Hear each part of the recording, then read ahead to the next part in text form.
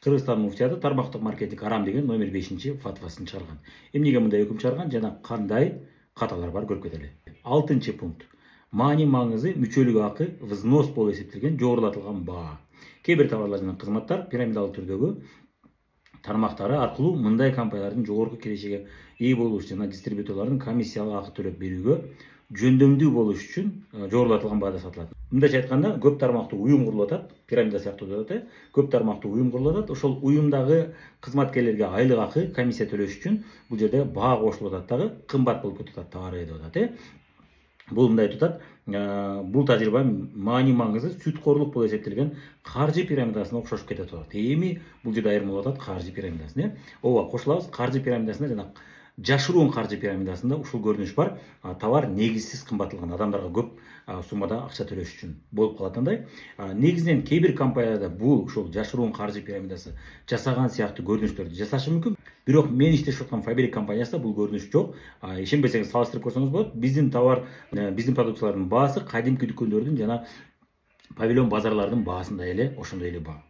Бирок кызмат акы төлөп атат, жакшы эле төлөп атат, чоң суммаларда эле киришилерди алабыз. Эмнеге мындай болуп атат? Жана мен буга чейин айтып кеткендей, ар бир тармактык маркетингде компаниясында, деги эле тармактык маркетинг эмес, баардык бизнестерде, баардык чоң компанияларда сөзсүз түрдө маркетингке, реклама деген бюджет болот.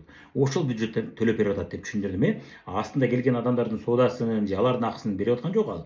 Ошол соодасынын эсебинен ага түшкөн пайдадан компанияда маркетингке деген өзүнүн бюджети болот. Ошол жерден төлөп атат деп атабыз. Бирок ортодомчуларга төлөбөйт, жөн эле катталып коюп ортодо эч нерсе кылбай жүргөн адамга эч качан төлөбөйт. Анын үчүн өзүнүн схемасы бар, өзүнүн отрыв деген талабы бар. Ошону аткаргандар иштеп атат деп түшүнөт, ошолорго төлөйт. Анан жөн эле эки адам каттап коюп эч нерсе кылбаса, бирок астында иштеп атса, ага акча түшпөйт. Фабериктин маркетинг планында ошондой. Бул боюнча ишенбесеңиздер далилдерди көрсөтүп берем. Бирок негизинен кымбаттап атат деп атат. Бул баардык эле компанияларда кымбаттаганын себеби ошодон эмес. Ал батыштын компанияларында же ошол сыяктуу компанияларда чындап сапаты жогору болушу мүмкүн, же болбосо батыш үчүн бул баа нормалдуу болушу мүмкүн. Эгерде сиз мисалы үчүн азыр батыштын өнүккөн өлкөлөрдөн кандай бир продукцияны Кыргызстанга алып келчү болсоңуз, ал кымбат болот. Эгерде оригинал болсо, жакшы сапат болсо, кымбат болот да. Эч убакта ал арзан болбойт. Жана ошондой эле батыштын компаниялары, алар батышка саткандыктан, алар батыштагы адамдардын чөнтөгүнө, бюджетине ылайык кылып бааны коюшат. Себеби аларда билесиздер, арендалар жогору, көп нерсе жогору, анан арзан коюп койсо батыштын эли ишенбейт дагы. Анан ошол баа менен, ошол бюджет менен бизге Кыргызстанга келип атат да, ошол баада сатып атат.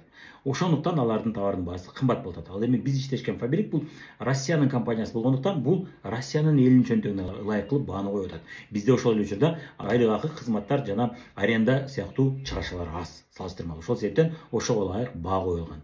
Бул жерде дагы муфтият эмне? Үстүртөн карап атат да, баарына эле бирдей карап коюп атат дагы, сен арам болсо, адал болсоң да сен кошо арамсың деген саясат болуп калат. Бул адашуу болуп атат, үстүртөн карап коюу болуп атат. Билип билбей жазып койгон фатва окшоп калат.